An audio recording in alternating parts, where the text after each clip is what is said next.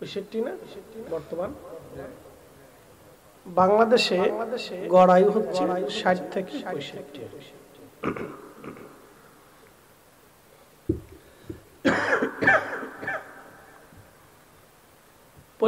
জীবনের 3 ভাগের 1 ভাগ চলে যায় ঘুমে। 8 ঘন্টা আপনাকে বিশ্রাম করতে হয়। সাধারণত মানুষ 8 ঘন্টা ঘুমের জন্য কাটায়, বাকি থাকে মাত্র 60 বছরের 40 বছর। 40 বছর চলে যায় সংসারের ঝামেলায়, দুনিয়ার কাজে, দুনিয়ার ব্যস্ততা। ইবাদত করে কতটুকু? আপনি আজকে রাত্রিবেলা ঘুমের আগে 10 মিনিট তাফাক্কুর করবেন, চিন্তা করে যে আমি আজকে সারা দিনে দুনিয়ার কাজ কতটুকু করলাম আর আল্লাহর কাজ কতটুকু করলাম। আপনি একটু চিন্তা করলে আপনি বুঝতে পারবেন যে আপনি কতটুকু আল্লাহর কাজ করছি এবং কতটুকু দুনিয়ার কাজ করছি। আপনি আখিরাতের জন্য কতটুকু রুটি রুজি করছেন আর দুনিয়ার জন্য কতটুকু রুটি রুজি করছেন। আপনি বসলেই তাফাক্কুর করলেই বুঝতে পারি। একবারে সামান্য সময় আমরা আল্লাহর জিকিরে ফিকিরে সময় কাটাই। কথা ঠিক আছে না ভাই? খুব সামান্য। এই সামান্য সময় দিয়ে আপনি কি করে আল্লাহর দরবারে নাজাতের আশা করতে পারেন?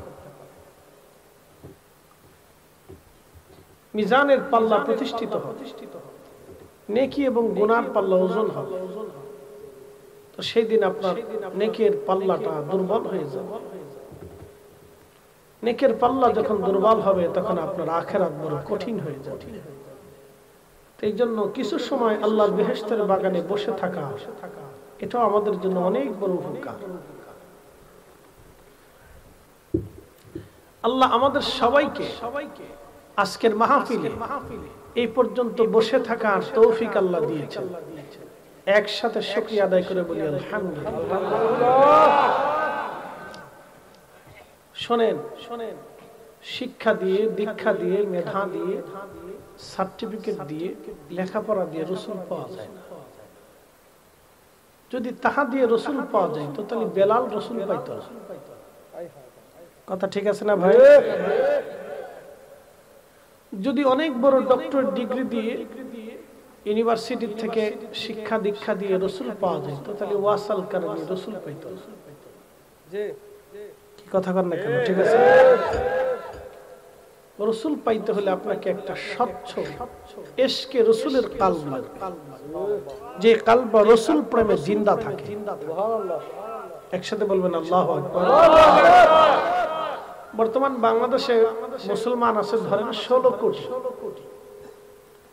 16 কোটির মধ্যে আপনি সারা অঞ্চলে ঘুরে ঘুরে খুঁজে খুঁজে দেখবেন যে ইশকে রসুল আল্লাহ কয়জন আছে।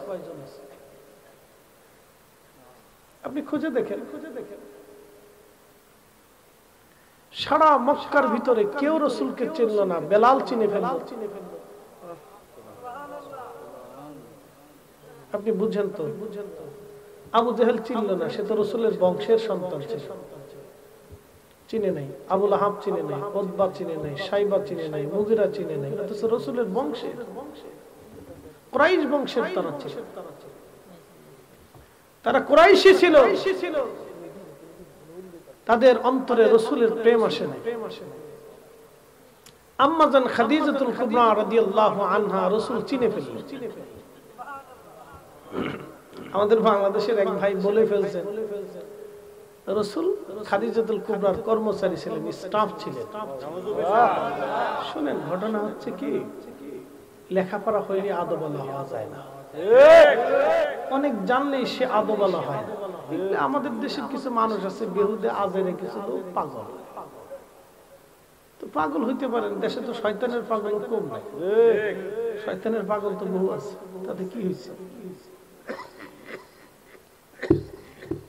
মমতাজের গান শুনলে লাগে দেশের লোক কম আছে, বহু আছে, তাতে কি হয়েছে? মমতাজ আইলে তো দেশে হাজার হাজার লক্ষ লক্ষ মানুষ গান শুনতে যাইবে, তাতে কি হয়েছে? এটা কি হয়েছে? স্টাফ, কর্মচারী। উনি এখানে স্টাফ না বলে বলতে পারতেন যে রাসূল করিম আম্মাজান খাদিজাতুল কুবরার ব্যবসার ম্যানেজিং ডিরেক্টর ছিলেন, তাহলে কিন্তু আর কোনো সমালোচনা নাই। কথা ঠিক আছে না ভাই? কিন্তু এই কথাটা কেন না আসে, স্টাফ আসলো কেন? অন্তরে তাজিমের রাসূল, তাজিম এক জিনিস।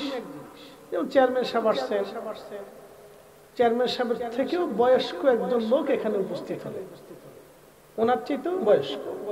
তো উনি কি করলেন, উনি উঠে দাঁড়ায় তাকে বসতে দিলেন। উনি কিন্তু চেয়ারম্যান, ওনারা কিন্তু জায়গা না দিলেও পারে, কারণ ওনারাও কিন্তু সম্মানিত। কথা ঠিক আছে না ভাই?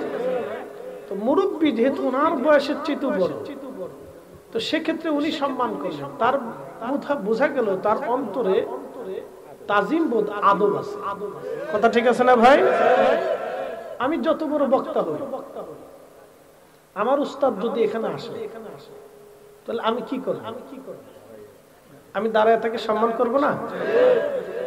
এখন যদি সম্মান না করি, তাহলে বুঝতে হবে যে আমি এলেম শিখছি কিন্তু আদব শিখিনি।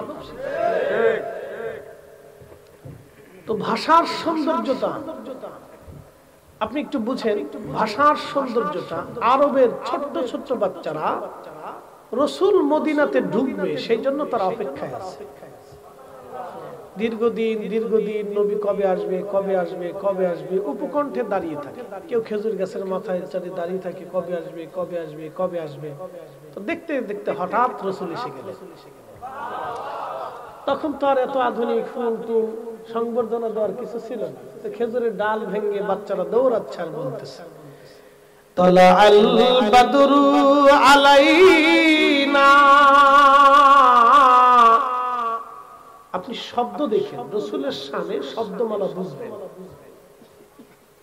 লেখাপড়া হইলেই মানুষ মানুষ হয় না। লেখাপড়া করলে যদি মানুষ মানুষ হইতো, তাহলে বিশেষ কমপ্লিট করে একটা ছেলে ঘুষ খাইতো না। লেখাপড়া করলেই দেশে মানুষ মানুষ হয়। অনেক বড় ইউনিভার্সিটির ছাত্র হলে যদি মানুষ হইতো, তাহলে এদেশের ঢাকা ইউনিভার্সিটির মধ্যে উত্তম বিদ্যাপীঠে একটা পাগলকে খাবার খাওয়ায় পিটাই মারতো। ছোট্ট বাচ্চাগুলি জীবনে কোনো মক্তবে মাদ্রাসায় লেখাপড়া নাই, মদিনার বাচ্চারা গান গাইতে লাগে। তালা আল বাদরু আলাইনা মিন সানিয়াতিল বেদা ওয়াজাবাশ শুকরু আলাইনা মা দালিল্লাহি দা।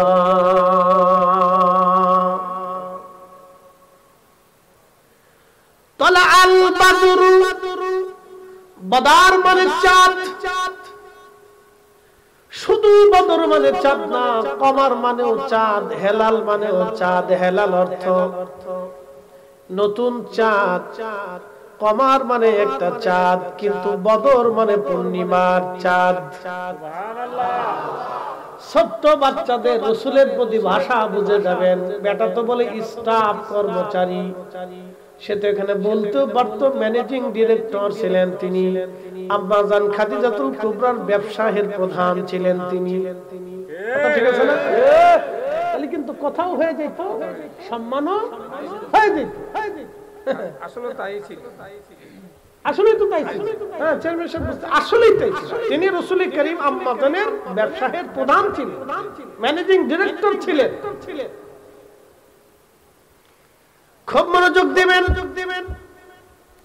ছোট্ট বাচ্চাগুলি আল্লাহর নবীর শানে কত চমৎকার শব্দ উচ্চারণ করলেন। তালাল বাদরু আলাইনা মিন সানিয়াতিল বেদা ওয়াজাবাশ শুকরু আলাইনা মাদা লিল্লাহি দা। আমাদের মাঝে পূর্ণিমার চাঁদ আসতেছে, দেখো সানিয়া পর্বতের পাদদেশ দিয়ে আমাদের মাঝে পূর্ণিমার চাঁদের উদয় হয়। আমার নবীকে সেই দিন মদিনার বাচ্চারা পূর্ণিমার চাঁদের সাথে তুলনা দিয়েছিল। একবার জোরে বলে যাবে কি মারহাবা। ভুবনের প্রিয় মুহাম্মদ এলো রে দুনিয়া আয় রে সাগর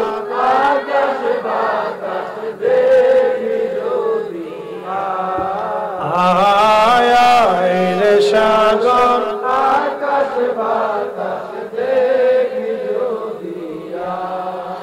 ধুলির ধারা বেহেশত আজ জয় করিল দিন রে লাজ আজকে খুশির ঢাল নেমেছে ধূসর সাহারা আয় রে সাগর আকাশ বাতাস দেখি যদি আয় রে সাগর আকাশ বাতাস দেখি যদি আচ্ছা আপনি কি মনে করেন কাউবয় রাখাল রাখাল আপনি সরাসরি তো এইভাবে বলতে পারেন কথা ঠিক আছে না ভাই আচ্ছা রাসূল করিম সাল্লাল্লাহু আলাইহি সাল্লাম উট দুম্বা মেষ ছাগল এগুলি চড়িয়েছে সত্য ঠিক আছে না ভাই কেন চড়িয়েছে তিনি রাহমাতুল লিল আলামিন সমগ্র সৃষ্টির জন্য তিনি রহমত পশু পাখিরা তাতে কোনোদিন বলতে না পারে আর রাসূল আমাদের মধ্যে ছিল না আমাদের দয়া ভালোবাসা দুঃখ বেদনা রাসূল বুঝতো না কথা ঠিক আছে না ভাই এই জন্য তাদের ভিতরে থেকে রাসূল তাদের উপরে দয়া বর্ষণ করেছে শোনেন কথার মাধুর্যতা আর ভাষাগত যোগ্যতা থাকতে হয় কাজী নজরুলকে চিনেন কোন বিশ্ববিদ্যালয়ের ভাইস চ্যান্সেলর বলেন কোন থেকে উনি ডক্টরেট ডিগ্রি করছেন সাতার এক ডক্টরেট ডিগ্রি নাম পাইলে আপনারা মনে করেন যে একবারে বেহেশত চলে গেছে না মানুষ মনে করেন যে বিরাট কিছু হয়ে গেছে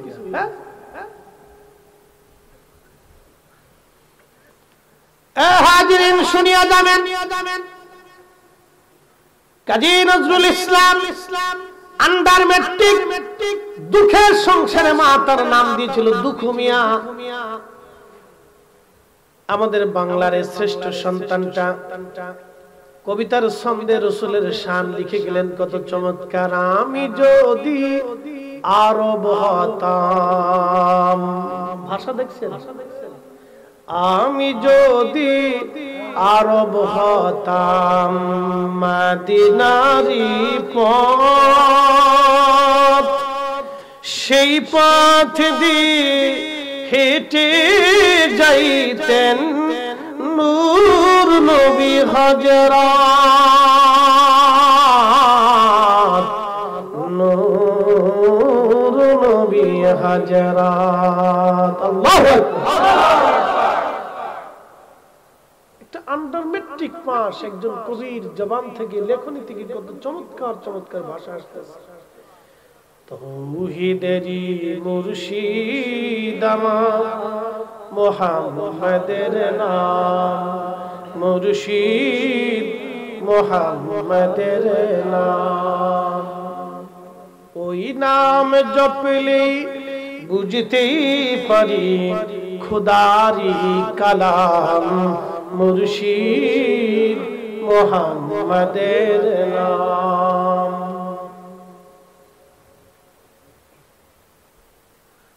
প্রিয় উপস্থিতি হাজিরিন ভাষার সৌন্দর্য আহা একটু মনোযোগ দিবেন কথা দিয়ে মানুষের যুদ্ধ লাগে এবং কথা দিয়ে যুদ্ধ সারে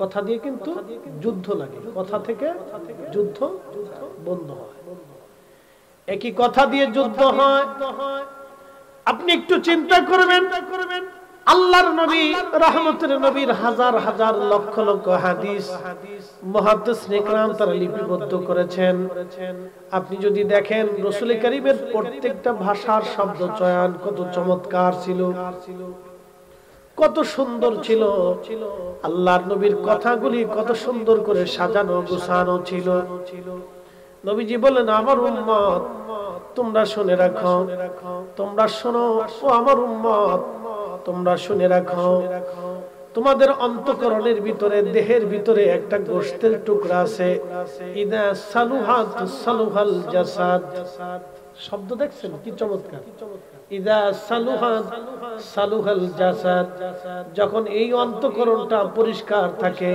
তখন তোমার পুরো বডিটা পরিষ্কার থাকে একসাথে বলবেন আল্লাহু আকবার রাসূল কারীমের শব্দ চয়ন দেখেন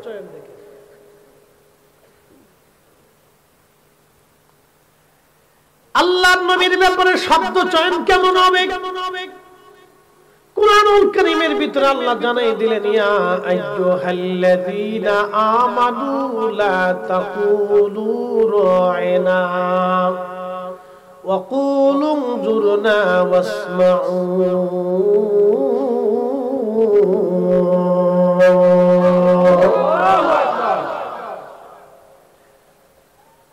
রায়না শব্দের অর্থ হলো হে আমাদের দিকে নজর দেন কিন্তু ইহুদিদের এলাকায় রায়না শব্দের অর্থ হলো হে আমাদের রাখাল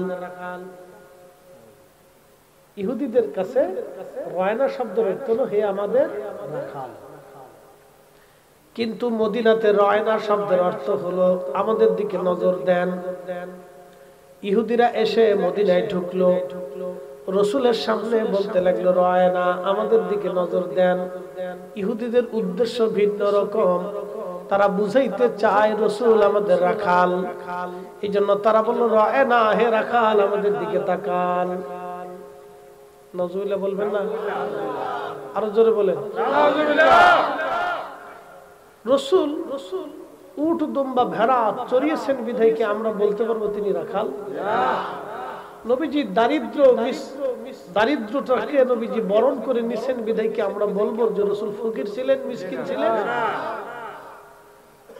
রাসূল কি মিসকিন তিনি দারিদ্রটাকে নবী নিজে বরণ করে নিতেন ইচ্ছা করে দরিদ্র থাকতেন যাতে পৃথিবীর কোন দরিদ্র উম্মত বলতে না পারে যে হে রাসূল আপনি দরিদ্র কষ্ট কখনো বুঝেন নাই নবীজিকে আল্লাহ এতিম করলেন এতিম করার পরে আল্লাহ তার রাসূলকে এতিম বানাইয়া আল্লাহ এতিমদেরকে বুঝাইলেন যে হে এতিমরা আমার রাসূলকে আমি এতিম বানাইয়া তোমাদেরকে এতিমের বিষয়টাকে বুঝিয়েছি প্রিয় উপস্থিতি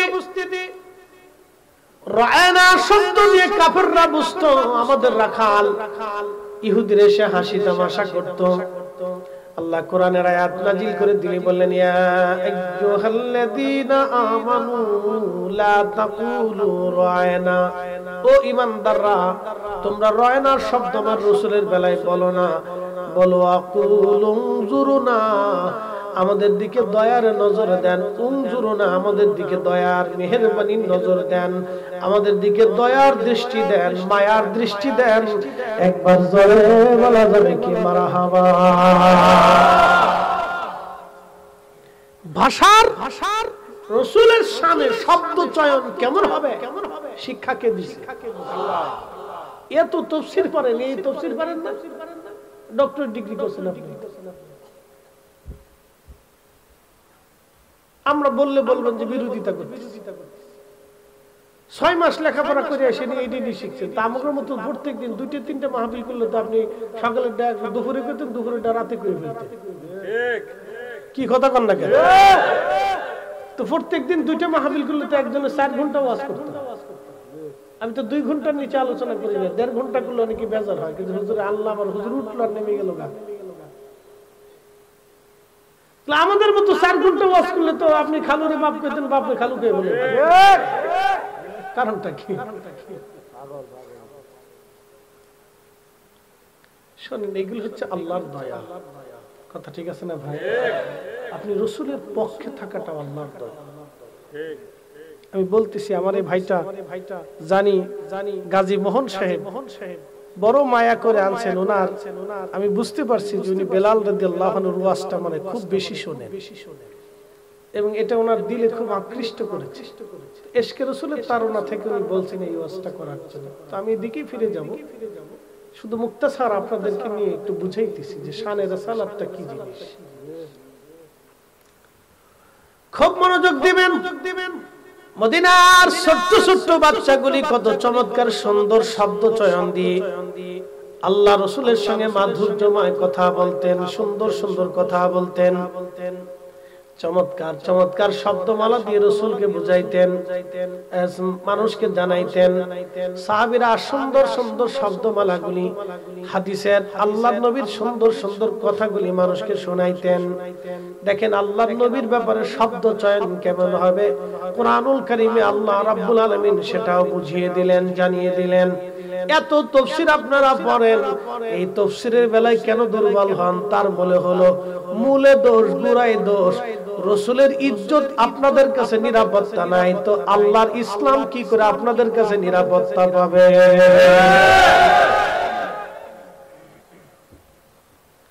যিনি ইসলাম এনেছে, যাকে দিয়ে ইসলাম চিনেছি, আল্লাহ চিনেছি, সেই রাসূলের ইজ্জতই আপনার কাছে নিরাপত্তা নাই। নিরাপত্তা 3 বছর আগে কইছেন এক কথা, আবার পরে এসে কোন আরেক কথা, এরকম কেন? বুঝলাম না কিছু, এটা হয় কেন? প্রিয় উপস্থিতি, খুব মনোযোগ দিবেন। আল্লাহ হেদায়েত নসিব করুন, সকলে বলেন আমিন। ক্ষমা তো আর আমরা করব না, ক্ষমা দরবারে মুস্তাফা থেকে না আসলে উপায় হবে না। চির সত্য, ক্ষমা আমরা করার সুযোগ নাই। আপনি আমাদের কাছে যতই ক্ষমা চান, ক্ষমা আমাদের কাছে না, ক্ষমা দরবারে মুস্তাফা, দরবারে রিসালাত, রাসূল করিমের দরবারে। আপনি যত বড় জনপ্রিয় বক্তা হন, আল্লাহর কিচ্ছু আসে যায়। সারা পৃথিবীর সমস্ত জ্ঞানী, মেধাবী, জ্ঞান বিজ্ঞানকে যদি এক পাল্লায় দেন, আর আল্লাহ রাসূল করিমের পবিত্র জুতা মোবারকের ধুলাকে যদি আর এক পাল্লায় দেন, ওই ধুলা মোবারকের ওজনের সমান হবে না। নিশ্চয় নবী রাহমাতুল লিল আলামিন, যাকে রব্বে করিম এই পবিত্র রজবের 26 তারিখ দিন যে রাত্রিবেলা মেরাজে সম্মানের সাথে, ইজ্জতের সাথে সমস্ত নবীদের ইমামতি করাইয়া আল্লাহ তাকে ইজ্জতের সাথে আসমান জগতে নিয়ে উফুকিল আলাতে, সর্বোচ্চ দিগন্তে, লিমা লা ইয়ালামুহু ইল্লাল্লাহ, সহিহ বুখারীর ভাষাতে নবী পাক বলেছেন, সৃষ্টির এত ঊর্ধ্বে আল্লাহ আমাকে নিয়েছিলেন, সীমানা আল্লাহ ছাড়া কেউ জানে না। সেই সীমানাতে আল্লাহ এবং তার রাসূলকে আল্লাহ এবং নবী সামনাসামনি একেবারে এক ধনুক, ফাতাদাল্লা ফাকানা কাবা কাউসাইনি আও আদনা, একটা মাত্র ধনুক পরিমাণ ফাঁকা ছিল আল্লাহ এবং তার রাসূলের। এত সামনাসামনি আল্লাহ তাকে দিদার দিয়েছিলেন। আর আপনি তার ব্যাপারে আল্লাহু আকবার, ইয়া রাসূলুল্লাহ, ইয়া রাসূলুল্লাহ, ইয়া জিন্দাবাদ, আমরা বললে বলবেন বেদাতি, কি কথা কর না কেন? আমরা বললে বলে বেদাতি। পাইছে একটা অস্ত্র, এটি মুহে ভরে ফড়র ফড়র খেলে হবে বেদাতি। ফুজি একটা, ফুজি একটা বেদাতি। তো তারা যতই বেদাতের জিকির করুক, আমরা রাসূলের শান গাইতেই থাকি। প্রিয় উপস্থিতি, হাজিরিন, একটু গভীর মনোযোগ দিবেন। শুধু আমার এই ভাইটা না, সে তো কেবলমাত্র ডক্টরেট ডিগ্রি করেছেন, সামান্য মেধা, একটু ইংরেজি বেশি বেশি বলতে পারেন, মানুষ মনে করে বিরাট কিছু। এত ইংরেজি বললে যদি বিরাট কিছু হয়, তাহলে আমাদের বহু আজহারি বড় বড় ইংরেজি বলে, আমাদের ছোট ভাইরা বিরাট ইংরেজি কইতে পারে, ওটা কোনো ব্যাপার না।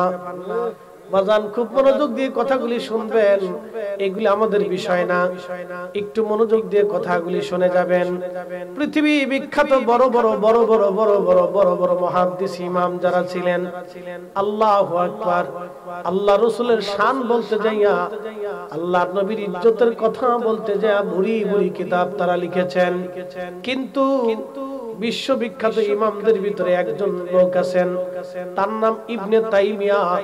এই ভদ্রলোকটা 10 লক্ষ হাদিস তার জানা ছিল, অনেক বড় তার ইলম ছিল, ইলমও খুব পাকা পাকা ইলম ছিল। সে বলতো আল্লাহর হাত আছে, পা আছে, চোখ আছে, কান আছে, নাক আছে। আল্লাহ মানুষের মতো, সে আল্লাহকে সাদৃশ্য করলো মানুষের সাথে, বলল আল্লাহর হাত আছে, পা আছে, চোখ আছে, কান আছে। আর আহলে সুন্নাত ওয়াল জামাতের আকীদা হলো আল্লাহর হাত নাই, চোখ নাই, কান নাই, পা নাই। আল্লাহর সাথে দেহের সাথে তুলনা করা যাবে না। লাইসা কামিসলিহি শাইউন, কোরআন বলেছে ও আমার বান্দারা, আমি আল্লাহর সাথে কাউকে তুলনা করব না। আমি মিসালহীন, উপমাহীন, আমার শুরু নাই, শেষ নাই, আমার ঊর্ধ্ব নাই, নিম্ন নাই, ডান নাই, বাম নাই, সামনে নাই, পিছে নাই। আমি আল্লাহর দিক নাই, কোনো কাল নাই, বসন্ত নাই, সময় নাই। আমি আল্লাহ সময়ের ঊর্ধ্বের সময় থেকে আলাদা। আমি রব্বুল আলামিন এই সব কিছুকে সৃষ্টি করেছে। আমি রব, আমি আল্লাহ, আল্লাহ। আমি কারো মতো না, কোনো সৃষ্টির মতো না। আমি রব, রব, রব, আমি আল্লাহ। ইবনে তাইমিয়া বলল আল্লাহর হাত আছে, পা আছে, চোখ আছে, কান আছে, নাক আছে। ইবনে তাইমিয়া শুধু এখানেই শেষ করলো না, সে আরো সামনে বাড়ায় বলল রাসূল কারীমের রওজা মুবারক জিয়ারতের নিয়ত করা মুসলমানদের জন্য হারাম এবং শিরক।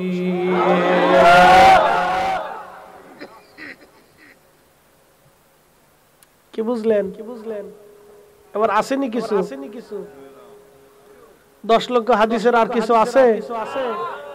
হ্যাঁ, আসেনি কিছু? সে জীবনে তওবাও করে নাই। এই মাসালা যে লেখছে এরপরে আর কোনোদিন তওবা, ভুল স্বীকার করে। সে বিপরীত আর কোনো কিতাবও লিখে যায় না, ভুল স্বীকার করে। আমাদের মিল্লাতের একজন ইমাম আছে, তার নাম মোল্লা আলী কারি মাক্কি। শুনে যান। উনি একটা কিতাব লিখলো যে রাসূলের আব্বা আম্মা কাফের, জাহান্নামী। জোরে জোরে বলেন, জোরে জোরে। আমাদের দেশে একদল আছে,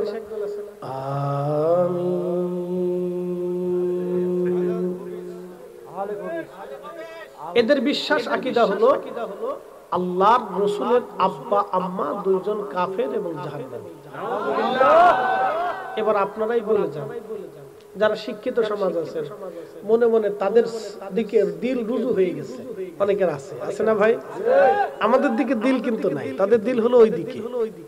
তো দিল যাদের ওই দিকে ঘুরে গেছে তারা এবার বলে না, অসুবিধা নাই, হাসর কায়েম হবে, কবরে যেতে হবে। হাসর কায়েম হবে না ভাই? কত দূর পালাবেন? হাত্তা যুরতুমুল মাকাবির, কবরের পরে আর পালানোর কোনো রাস্তা শেষ। আপনি পালাবেন কোথায়? হাসরে কোথায় পালাবেন? ফুলসিরাতে, মিজানে, হাউজে কাউসারে, কোথাও রাসূল ছাড়া গতি নেই। কথা ঠিক আছে না ভাই? রাসূলের আব্বা আম্মাকে জাহান্নামে পাঠাইয়া আপনি বেহেশত তালাশ করতেছেন। এর চেয়ে বুকা পৃথিবীতে আর কি হতে পারে? ছি ছি ছি ছি, এটা নিকৃষ্ট মতবাদ মুসলমানদের ভিতরে ঢুকিয়ে দিচ্ছে। ঠিক, একবার আন্ধা গন্ধা পাঁচা মতবাদ। এই মতবাদ নিয়ে পৃথিবীতে কোন রাসূল যদি আল্লাহকে সিজদা দেয়, 1000 বছর সিজদা হতে পারে, কাবা শরীফের খিলাফ দিয়ে যদি তাকে কবর দেওয়া হয়, ক্ষমা হবে না। মুসলমানের ঈমানকে ধ্বংস করে দেওয়া হয়েছে। খুব মনোযোগ, কি সর্বনাশা একটা আকীদা প্রতিষ্ঠিত করে। ইবনে তাইমিয়া বলল রাসূলের রওজা জিয়ারত করতে নিয়ত করা মুসলমানের জন্য হারাম এবং শিরক। হাত দিছে কোথায়? ঈমানে। একসাথে বলেন, হাত দিছে কোথায়? আরো জোরে বলেন। ঈমানের কোন জায়গা? কলিজাতে। ঈমানের কলিজাতে, ঈমানের মূলে। যাকে দিয়ে ঈমান, যাকে দিয়ে হাসর, যাকে দিয়ে কবর, যাকে দিয়ে ফুলসিরাত, যাকে দিয়ে আল্লাহ চিনেছি। প্রত্যেকজন সাহাবী আগে আল্লাহ চিনে নাই, আগে রাসূল চিনেছে। তার রাসূলের মাধ্যম দিয়ে আল্লাহ বুঝেছে, কবর বুঝেছে, ঈমান বুঝেছে, এবং রাসূলের মাধ্যম দিয়ে তার জিহাদের ময়দানে জিহাদ করতে করতে শহীদ হয়েছে। তো যাকে দিয়ে সাহাবে کرام শাহাদাত পেয়েছে, যাকে দিয়ে হাসর পেয়েছে, যাকে দিয়ে আল্লাহ চিনেছে, আপনি সেখানে আঘাত করলেন। আঘাত করে বুঝাইতেছেন আমরা বিরাট বড় তৌহিদবাদী।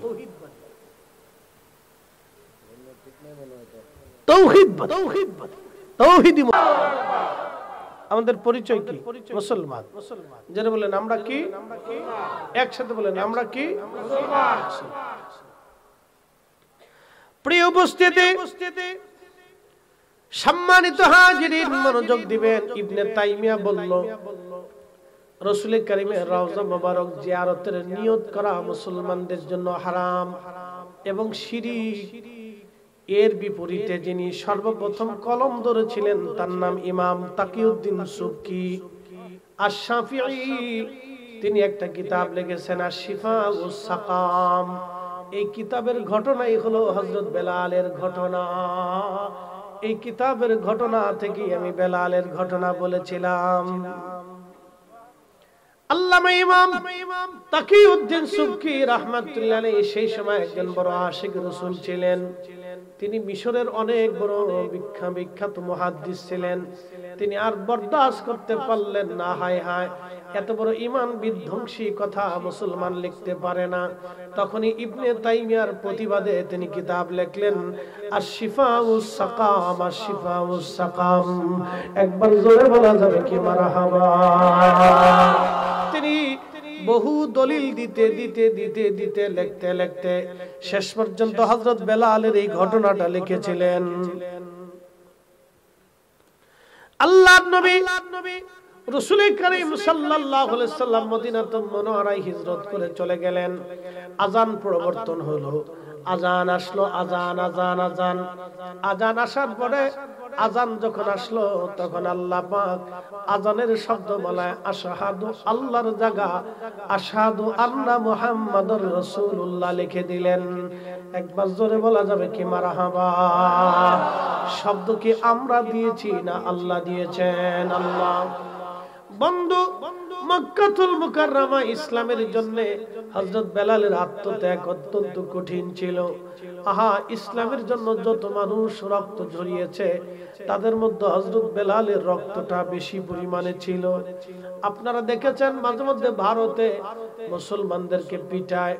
মুসলমানদেরকে পিটানোর সময় মাঝে মধ্যে বলা হয় বল জয় শ্রীরাম, বল জয় শ্রীরাম, বল জয় শ্রীরাম।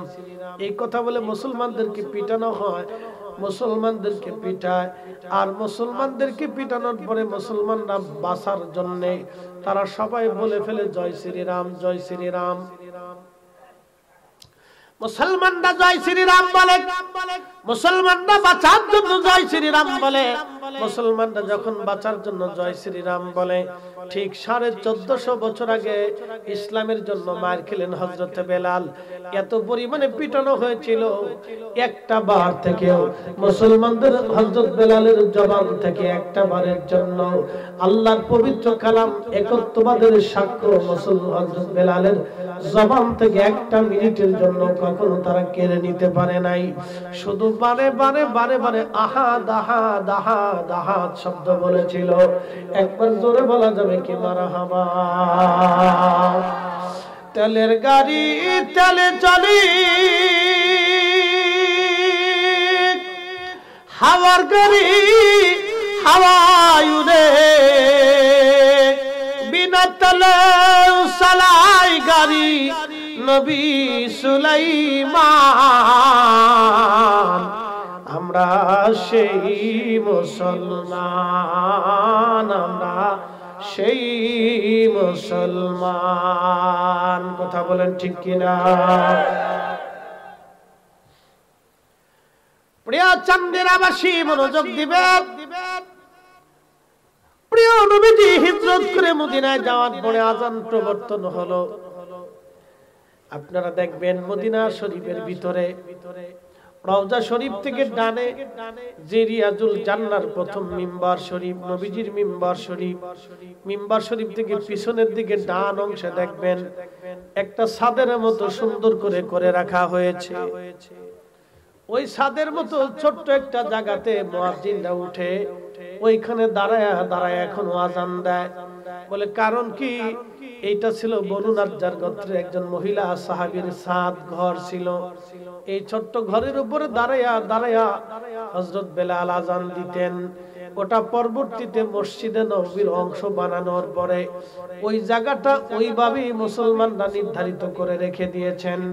1450 বছর ধরে ওইখানে দাঁড়ায় দাঁড়ায় মদিনার মুয়াজ্জিনরা ওইখানে দাঁড়ায় দাঁড়ায় আযান দেয়। কিয়ামত পর্যন্ত ওইখানে দাঁড়ায় আযান চলবে। একবার জোরে বলেন না মারহাবা। এটা হযরত বেলাল রাদিয়াল্লাহু আনহুর স্মৃতি। এ চন্দিনাবাসী, ভারীর মুসলমান, খুব মনোযোগ দিবেন।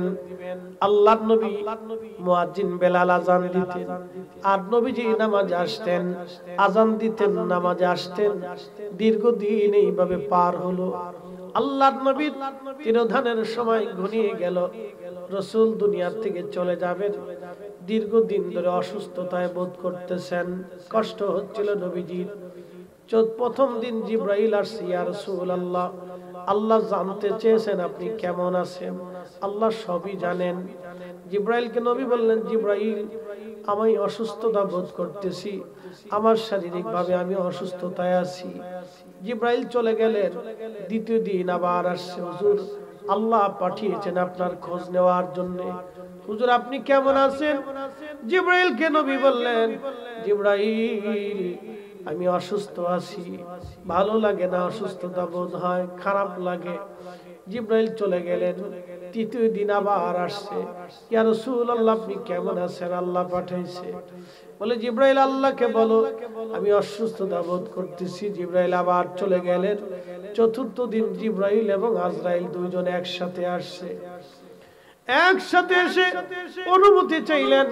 পৃথিবীতে একটা ঘর, যেই ঘরে ঢোকার আগে পৃথিবীর সব ফেরেশতারা অনুমতি নিত। জিবরাইল, মিকাইল, ইসরাফিল, আজরাইল আর সব ফেরেশতা আসার আগে ঘরের মধ্যে ঢোকার আগে অনুমতি নিত। ইয়া রাসূলুল্লাহ অনুমতি দিলে ভিতরে আসবো। আল্লাহর নবী অনুমতি দিলে এরা ঢুকতো, নতুবা ঢোকার সাহস কারো ছিল না। আমাদের নবী, তিনি আমাদের নবী,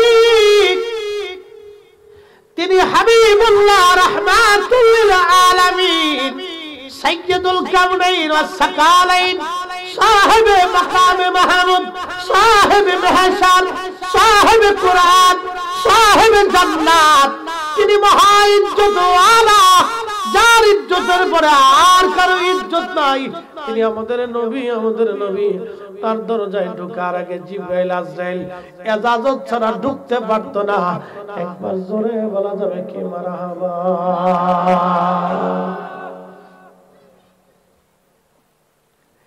জিবরাইল অনুমতি চাইল, নবীজি অনুমতি দিলেন। জিবরাইলের সাথে আজরাইল ঢুকলেন, দুইজনের সামনে বসে গেলেন। আজরাইল বলতেছে, ইয়া রাসূলুল্লাহ, আল্লাহর ফরমান আমার উপরে এসেছে, আপনি যদি অনুমতি দেন আপনাকে জান কবজ করে আমি আল্লাহর কাছে নিয়ে যাব। আর অনুমতি যদি না দেন আমি আজরাইল ফিরে চলে যাব। আপনার যতদিন মন চায় ততদিন উম্মতের মাঝে থাকবেন। আস্তে হয়ে গেল না? এই সুপ্রিম পাওয়ার আর কারো আছে? কোনদিন আর হবে? আসুন, আপনি তার ইজ্জতের চাদর ধরেন, সাহস তো কম না। আখিরাত কায়েম হবে, মেহশর আসবে, কত কঠিন হবে একটু বুঝে শুনে যাওয়া উচিত। কোটি কোটি মানুষ জ্বর ভক্ত হলেও কাজ হবে না বাবা। আল্লাহ রাসূল বলছেন উম্মত মেহশরে 3 জায়গায় মা সন্তানকে ভুলে যাবে। আমার দিকে তাকাও। মেহশরে 3 জায়গায় মা সন্তান ভুলে যাবে। আর ভক্ত তো ওটা পরের কথা।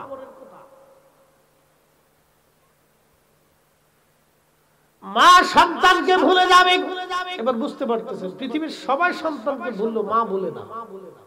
কিন্তু মা সেই সময় ভুলে যাবে, সন্তানের কথা মনে রাখবে, পরিচয় দিতে চাবে, টাইম নাই।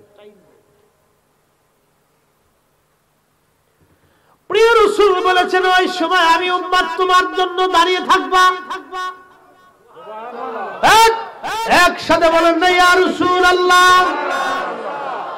প্রিয় নবী বলেন উম্মত আমি সেই সময় তোমার জন্য দাঁড়ানো থাকবো। ওইখানে মিজানের পাল্লায় মা সন্তান ভুলে যাবে, কিন্তু আমি নবী তোমাকে ভুলবো না। আমাদের সেই নবী, মেহসরটা কত কঠিন হবে বুঝেন। এই জন্য রাসূল ছাড়া আমাদের আর কোন রাস্তা নাই। জিবরাইল ডেকে বলেন হুজুর আল্লাহ জানিয়েছেন, আল্লাহর ফরমান এরকম, আজরাইলের জন্য আপনি অনুমতি দিলে নিয়ে যাওয়া হবে, না হলে সে চলে যাবে। আল্লাহ বলেন জিবরাইল ইজাজত কি এরকম? বলে হ্যাঁ অনুমতি এরকম। তবে ইয়া রাসূলুল্লাহ আপনার মাশউক, আপনার মাওলা আপনার অপেক্ষায় আগ্রহী হয়ে আছে। আপনার মাবুদ আপনার অপেক্ষায় আগ্রহী হয়ে আছে। তখন আল্লাহর নবী ডাক দিলেন জিবরাইল আর দেরি করো না, আমাকে নিয়ে চলো, আমি রব্বে কারীমের দরবারে চলে যাব, আর দুনিয়াতে আমি থাকতে চাই না। চিৎকার করে জোরে বলেন না মারহাবা। আল্লাহর জিবরাইল আজরাইল আল্লাহর নবীকে সম্মানের সাথে নিয়ে চলে গেলেন। আহা সারা মদিনায় কান্নার রোল পড়ে গেল, রাসূল নাই, নবী নাই। সারা মদিনাতে কান্নার রোল পড়ে গেল, রাসূল নাই, নবী নাই। বুঝতে পারতেছেন রাসূল বিরহ বেদনায় মদিনার মানুষের হালত কেমন হতে পারে। রাসূল নাই এই কথা শুনিয়া সারা মদিনার মানুষ পাগল পড়া হয়ে গেল, নবী নাই রে, নবী নাই। 3 দিন পর্যন্ত মদিনার মানুষের খাওয়া দাওয়া রান্না বান্না সব বন্ধ হয়ে গেল। মদিনার কোন বাড়িতে 3 দিন পর্যন্ত চুলায় আগুন জ্বলে নাই। মদিনার ছোট্ট বাচ্চাটা মায়ের কোলে যে বাচ্চা দুধ খায়, সে বাচ্চাটাও দুধ খাওয়া বন্ধ করে দিল। নবীর বাড়ি একটা উট ছিল, উটের নাম কাসওয়া। যে উটের পিঠে চড়ে চড়ে আমার রাসূল হিজরত করতেন, সফর করতেন। এই কাসওয়া উট বিরহ বেদনা সহ্য করতে না পেরে এই উট 3 দিন পর্যন্ত একাধারে কেঁদেছিল মানুষের মতো। এই উটটাকে কেউ পানি পান করাইতে পারে নাই, কোনো খাবার খাওয়াইতে পারে নাই। 3 দিন এই উট খাওয়া দাওয়া বন্ধ করে শুধু কেঁদেছিল, বিরহ বেদনা, বিরহ বেদনা। 3 দিন পরে সহ্য করতে না পারে উট দৌড়াইয়া একটা কুয়ার মধ্যে ঝাঁপায় পড়ে আত্মাহুতি দিয়ে আল্লাহর দরবারে চলে গেল। নবীজি বলেছেন আমার কাসওয়াকে কিয়ামতের ময়দানে আমি নবীজি আমার কাসওয়ার পিঠে চড়িয়া, আমি আমার রাসূল, আমি নবী আমার কাসওয়াকে নিয়ে আমি জান্নাতে আগে চলে যাব। এই কাসওয়া বিরহ বেদনা সহ্য করতে না পেরে কাঁদে। সাহাবীরা পাগল পারা হয়ে গেল, ছোট ছোট বাচ্চারা পাগল পারা হয়ে গেল। নবী নাই রে, নবী নাই। বেলাল রাদিয়াল্লাহু আনহু পাগল পারা হয়ে আযান বন্ধ করে দিলেন। কিতাবের মধ্যে এসেছে প্রিয় নবীর ইন্তেকালের পরে আর কোনদিন তিনি আযান দেন নাই, একটা আযানও তিনি আর কখনো দেন নাই। সাহাবীরা বারবার অনুরোধ করে বেলাল আযান দাও। বেলাল বলে না রে সাহাবীরা, আমি কারে আযান শোনাবো? কে আমার আযানে নামাজ পড়াইতে আসবে বলো? আমি আযান দিলে রাসূল নামাজ পড়াইতে আসতো গো, নবী দেখতাম, এখন আযান দিলে কে আসবে গো বলো? এইভাবে হযরত বেলাল আর আযান দিলেন না, একটা আযানও তিনি আর কখনো দেন নাই। একদিন হযরত আবু বকরের সামনে গাঁঠুনি বেঁধে হযরত বেলাল চলে আসছে। আবু বকর রে বিদায় দাও, মদিনাতে আর থাকবো না গো, আমি চলে যাব সিরিয়া আর দামেস্কে। আবু বকর বললেন বেলাল কারণ কি, কি জন্য তুমি সিরিয়াতে চলে যাবে বলো? তোমার কিসের অভাব, কোনো প্রয়োজন থাকলে আমাকে বলো। আবু বকর ডাক দেখে বেলাল, তুমি মসজিদে নববীতে আজান দাও, আমি চাই বারবার তুমি আজান দাও।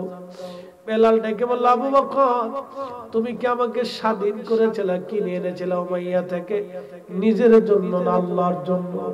আবু বকর বললেন, বেলাল আমি আল্লাহর জন্য তোমাকে কিনে আজাদ করেছিলাম, তাহলে আমাকে কখনো আর আজান দেওয়ার জন্য তুমি বলবা না আবু বকর, কারণ আমি আর আজান দিতে পারবো না, এটা আমি সহ্য করতে পারি না আবু বকর।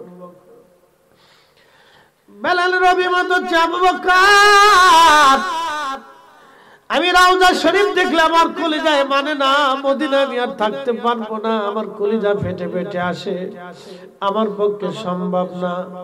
বন্ধু খুব মনোযোগ দিবেন, আপনি যদি কখনো মদিনায় মুনওয়ারাতে যান তো যে দেখবেন বহু হাজী রওজা শরীফ দেখলে কান্নায় ভেঙে পড়ে, শুধু কাঁদতে থাকে। বহু হাজী রওজা শরীফ দেখার জন্য পাগল পড়া হয়, কখন মদিনাতে যাব।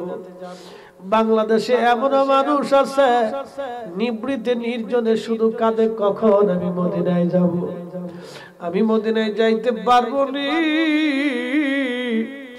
মদিনায় যাওয়ার আমার আর কখনো সুযোগ হবে নি। আমি দেখেছি বহু হাজী মদিনাতুল মুনওয়ারা থেকে ফিরে আসার সময়, বহু হাজী মদিনা থেকে ফিরে আসার সময় বহু হাজী চোখের পানি ফেলে ফেলে বিদায়ের সময় কান্না করে। হাজীর চিন্তা, কোনদিন আর মদিনায় আসার সুযোগ আমার হবে নি, কোনদিন আর আসতে পারবো নি। ইয়া রাসূলুল্লাহ আপনার কদম মোবারকে আসছিলাম, মদিনায় যদি মঞ্জুরিয়ত হয় সব কিছু মঞ্জুরিয়ত হবে, রাসূলের দরবারে মঞ্জুরিয়ত না হলে কোনো কিছুই মঞ্জুরিয়ত হবে না। হে রাসূল তোমায় ভালোবাসি, অন্তরে শুধু মুখে নয়, জান্নাতের আশায় নয় হে রাসূল, জাহান্নাম কেউ ডরি না। তোমায় পাওয়ার আশায় মন ছুটে যাই মদিনায়, তোমায় পাওয়ার আশায় মন ছুটে যাই মদিনায়, এ আশিক দিদার দাও না, আর দূরে থাকিও না, এ আশিক দিদার দাও না, আর দূরে থাকিও না। হযরত বেলাল মদিনা থেকে তিনি চলে গেলেন, চলে যাওয়ার পরে সিরিয়ার দামেস্কে ঘুমিয়েছেন। দীর্ঘদিন পার হয়ে গেল, দীর্ঘদিন পরে একদিন রাত্রিবেলা ঘুমে স্বপ্ন দেখে আল্লাহর নবী বেলালের কোলে ঘরে রাসূল করিম তাশরীফ এনেছেন।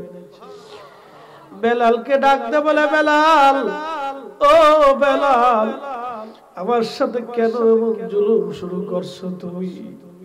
কতদিন হলো তুমি আমার জিয়ারতে আসো না গো বেলাল, আমার সাথে কেন জুলুম শুরু করছো? তুমি আসো আমার জিয়ারতে।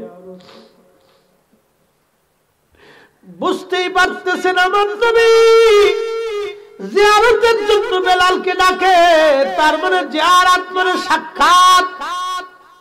বেলাল এ কেমন জুলুম তুমি শুরু করছো আমার সাথে?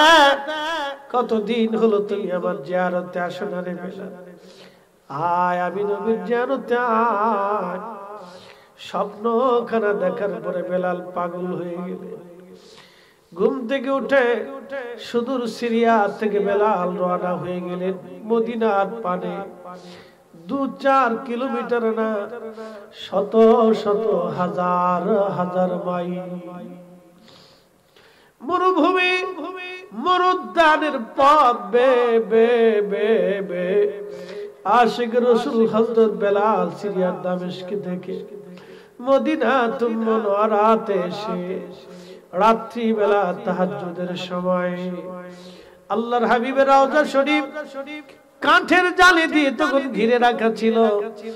ওই রওজা শরীফের কাঠের জালির সঙ্গে মাথা ঠেকাইয়া বেলাল কান্দার বলে, হুজুর গোলামকে আসতে বলেছিলেন, গোলাম আপনার কদম মোবারকে আসি।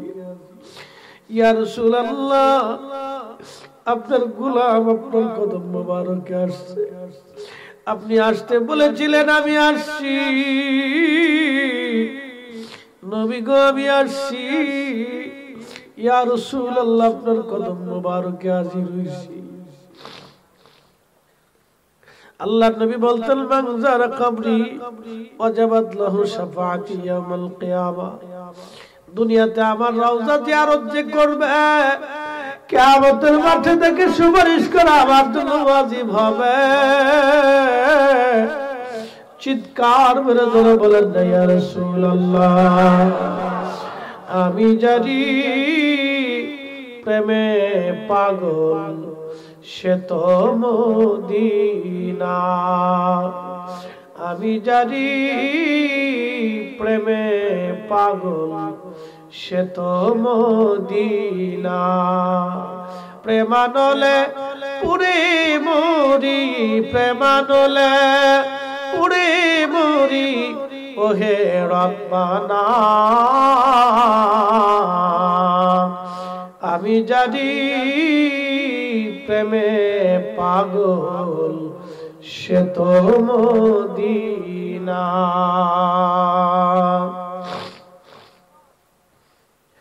চান্দিনাবাসী নতুন মসজিদ আসছে আযান দেওয়ার জন্য, এসে দেখে রে প্রিয় নবীর মুয়াজ্জিন রওজা শরীফের পাশে বসে বসে কান্দে। ডাক দেয়, কয় মদিনাবাসী শুনছ, নবীর মুয়াজ্জিন হযরত বেলাল আমাদের মাঝে ফিরে আসছে গো। সারা মদিনা থেকে মানুষেরা দৌড়ায় দৌড়ায় এসে দেখে নবীর মুয়াজ্জিন কান্দে। সব সাহাবীরা বলল, বেলাল কতদিন হলো তুমি আযান দাও না, আজকে অনুরোধ করতেছি একটা আযান তুমি আমাদেরকে শুনে যাও। বেলাল বলে, না আমি নিয়ত করছি আর কখনো আযান দিতে আমি পারবো না গো, সাহাবীরা আমাকে অনুরোধ করো না, আযান দিলে নবী আসতো, আজকে আসবে বলো, আযান দিলে আমার রাসূলুল্লাহ আসতো, আমার নবী দাঁড়াইতো, আমি একামত দিতাম, আর কে আসবে বলো, আমার আযান দিতে বইল না, আমি আর কখনো আযান দিতে পারবো না, এটা সম্ভব হবে না। সব সাহাবী অনুরোধ করে, হযরত বেলাল বলে, না আমি পণ করেছি আর আমার দ্বারা সম্ভব হবে না। সাহাবীরা বলল, বুঝছি হাসান হুসেনকে নিয়ে আসো, হাসান হুসেন ছাড়া তাকে রাজি করানো সম্ভব হবে না। সন্ত হাসান হুসেন রাদিয়াল্লাহু আনহুমা কানা হলো বর্তমান বাবু সালাম 7 নম্বর গেট দিয়ে সামনে গাইলে একটা মসজিদ আছে, মসজিদ আলী, এটাই ছিল ফাতেমা রাদিয়াল্লাহু আনহার বাড়ি। হযরত বেলাল দৌড়াইয়া সব সাহাবীরা ইমাম হাসান হুসেনকে নিয়ে আসার পরে যখন তারা আসছে, বেলাল রওজা শরীফ থেকে উঠে ইমাম হাসানের বুকের মধ্যে মাথা ঠেকে গুনগুন করে কান্দে, আবার ইমাম হুসেইনের বুকের মধ্যে মাথা ঠেকে বেলাল কাঁদতেছিল। তারা দুইজনকে দেখতে রাসূল করিমের মতো দেখা যায়, তো নানার চেহারা পাইছিল। বেলাল কাঁদতে লাগছে, ঠিক এমন সময় হাজরাতে ইমাম হাসান ডাকতে বলল, নানার মুয়াজ্জিন, ও নানার মুয়াজ্জিন, কতদিন হলো তুমি আমরা আযান শোনাও না, নানার মুয়াজ্জিন তুমি মিনারায় যাও, যে লাহান দিয়ে নানার আজান শোনাইতা ওই আজানটা আমরাও শোনাও। হযরত বেলাল আশিক রাসূল আর স্থির থাকতে পারেন নাই, দৌড়ায় চলে গেলেন। যে ছাদটা এখনো মসজিদে নববীতে আছে বাবাজি, হুজরা শরীফের ভিতরে রিয়াজুল জান্নার পিছনে ডান পাশের দিকে আপনারা দেখবেন সেই ছাদটা এখনো আছে। ওইখানে দাঁড়ায় মুয়াজ্জিনরা এখনো আজান দেয়। ওইখানে দাঁড়ায় গেলেন নবীর মুয়াজ্জিন, মুয়াজ্জিন রাসূল হযরত বেলাল দাঁড়ায়া যখন টান দিছে আল্লাহু আকবার আল্লাহু আকবার। আহা, বেলালের আজানের মধুরতা এতই কঠিন ছিল, ফুয়ুজুত এতই কঠিন, ইশকে রাসূল নবীর ইশকের প্রেমের টান এতই মজবুত। ইমাম তাকিউদ্দিন সুবকি লেখেন, মদিনার ঘর থেকে, মদিনার বাড়ি থেকে মহিলারা বাচ্চারা বের হয়ে দৌড় মারছে, আশহাদু আল্লা ইলাহা ইল্লাল্লাহ বলে যখন বেলাল টান দিছে, মদিনার ঘর থেকে ছোট ছোট বাচ্চারা বৃদ্ধরা দৌড়ায়, সবার মুখে একটা বাণী। ইমাম সুবকি লিখতেছেন, সবাই শুধু বলতেছিল রাসূল কি ফিরে আসছেনি, নবী ফিরে আসছেনি,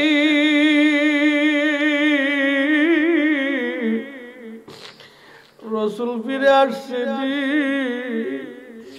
নবী আসছেনি, রাসূল আসছেনি।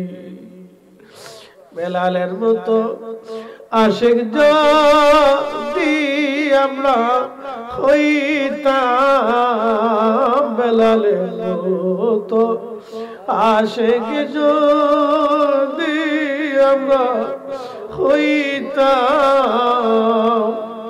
এ দুনিয়ায় নবীর দেখা পাইতাম, এ দুনিয়ায় নবীর দেখা পাইতাম।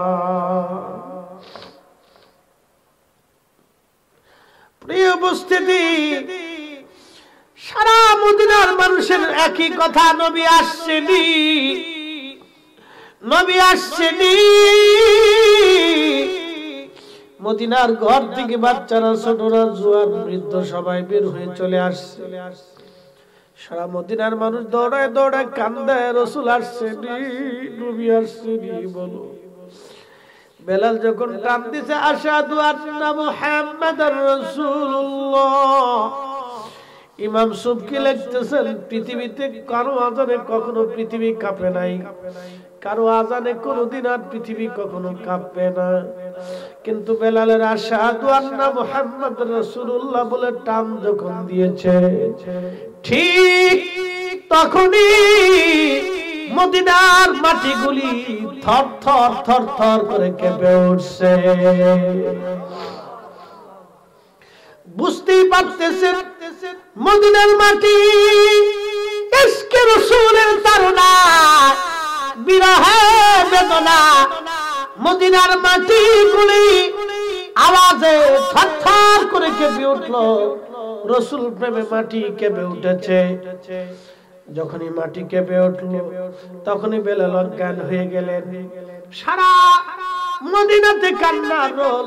নবীর ইন্তেকালের পরে এইভাবে আর কখনো মদিনার মানুষ কাঁদে নাই। এত পরিমাণে কান্না, মদিনার সমস্ত মানুষগুলি সেই দিন কেঁদেছিল, একটা ছোট্ট বাচ্চা পর্যন্ত বাদ যায় নাই। আহা, ইশকে রাসূল এতই কঠিন। হযরত বেলাল রাদিয়াল্লাহু আনহু বুঝতে পারতেছেন মাটি কেঁপে উঠছে, তাহলে সাহাবীদের হালত সেই দিন কি হয়েছিল বেলালের সেই মধুর কণ্ঠের আযানে। হযরত বেলাল হুঁশ ফিরে আসার পরে রওজার পাশে গেলেন, চোখের পানি ফেলে ফেলে কাঁদে বলে, হুজুর গোলাম আসতে বলেছিলেন, গোলাম উপস্থিত হয়েছে। নবী গো, আমি আসছি, আজান দিয়েছি, আপনি আসেন নাই। বিরহ বেদনা নিয়ে জিয়ারত শেষ করে বেলাল চলে গেলেন, আর কোনদিন মদিনাতে আসেন নাই। আর কোনদিন ফিরে আসেন নাই, আর কোনদিন ফিরে আসেন নাই, আর কোনদিন ফিরে আসেন নাই, আর কোনদিন ফিরে আসেন নাই। হে রাসূল তোমায় ভালোবাসি,